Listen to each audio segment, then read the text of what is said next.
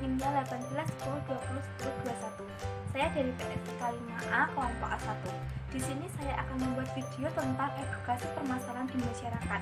Nah, untuk kali ini saya akan membahas tentang kurangnya kesadaran masyarakat di daerah saya tentang protokol kesehatan. Baik teman-teman, saya langsung akan memulai. Teman-teman, saya tinggal di daerah Hargosari, Tanjung Sari, Gunung Kidul. Menurut saya, kesadaran masyarakat menghadapi COVID-19 ini masih sangat kurang. Terutama kesadaran masyarakat menggunakan masker itu masih sangat sulit, bahkan belum diterapkan. Terutama buat mereka yang keluar rumah atau ke pasar atau hanya sekedar main ke tetangga itu belum menggunakan masker. Apalagi dalam hal menjaga jarak atau social distancing. Padahal ini itu sangat penting.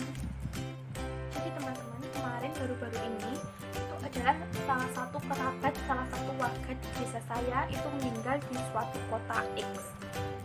Tetapi dia itu sendirian di kota X tersebut, keluarganya ada di kota Y. Nah, ketika pemerintah kota X meminta izin untuk memakamkan beliau di desa Y, itu tidak diperbolehkan karena akses jalan menuju kota Y ini ditutup, penerbangannya ditutup.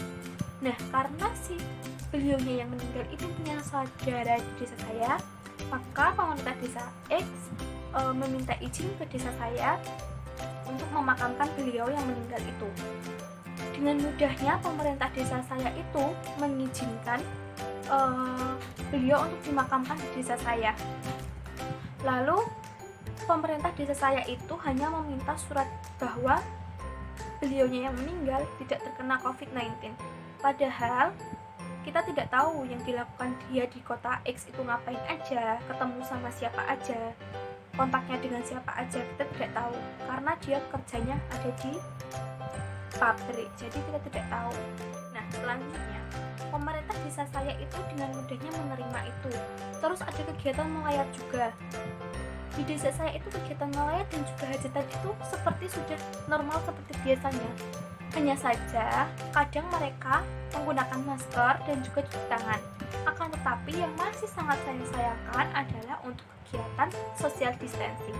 Kursi sudah ditata sedemikian rupa agar tidak berkerumun, tapi mereka malah menggeser kursi, duduk di bawah demi untuk bisa mengobrol bersama teman-temannya. Itu sangat saya sayangkan. Karena kurangnya kesadaran masyarakat di desa saya, maka pada kesempatan kali ini saya akan membuat video tentang edukasi terkait virus corona. Jadi, virus corona adalah virus yang menyerang sistem pernafasan. Penyakit karena infeksi virus ini disebut COVID-19. Lalu, virus ini menular melalui percikan darah atau droplet dari saluran pernafasan. Misalnya, ketika berada di ruang tertutup yang ramai dengan sirkulasi udara yang kurang baik atau kontak langsung dengan droplet. Virus ini bisa menyebabkan infeksi pernafasan ringan seperti flu. Selain itu juga menyebabkan infeksi berat seperti infeksi paru-paru atau pneumonia. Gejalanya secara umum diantaranya demam, suhu di atas 38 derajat Celcius, batuk kering, dan juga sesak nafas. Gejala lain yang sering timbul yaitu diare, sakit kepala, konjungtivitis, hilangnya kemampuan mengecap rasa atau mencium bau, dan juga ruam di kulit.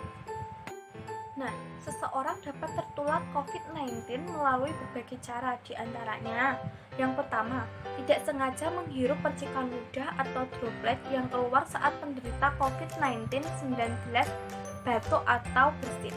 Terus yang kedua, memegang mulut atau hidung tanpa mencuci tangan terlebih dahulu setelah menyentuh benda yang terkena cipratan ludah penderita COVID-19. Selain itu, yang ketiga, kontak jarak dekat dengan penderita COVID-19.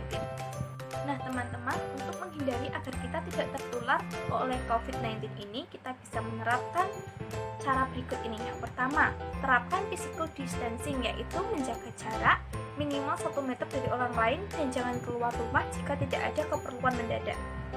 Yang kedua, menggunakan masker kemanapun kita pergi. Terus yang ketiga, rutin cuci tangan menggunakan sabun. Terus yang keempat, jangan menyentuh mata, mulut, hidung sebelum mencuci tangan. Yang keempat, tingkatkan daya tahan tubuh dengan pola hidup sehat seperti mengkonsumsi makanan bergizi, berolahraga, terus beristirahat yang cukup dan juga mencegah stres. Karena ketika kita stres, imun di dalam tubuh kita akan menurun. Kalau imun kita menurun, kita akan dengan mudahnya tertular COVID-19. Tidak hanya itu, nanti kalau imun kita menurun, penyakit apa saja bisa masuk ke tubuh kita.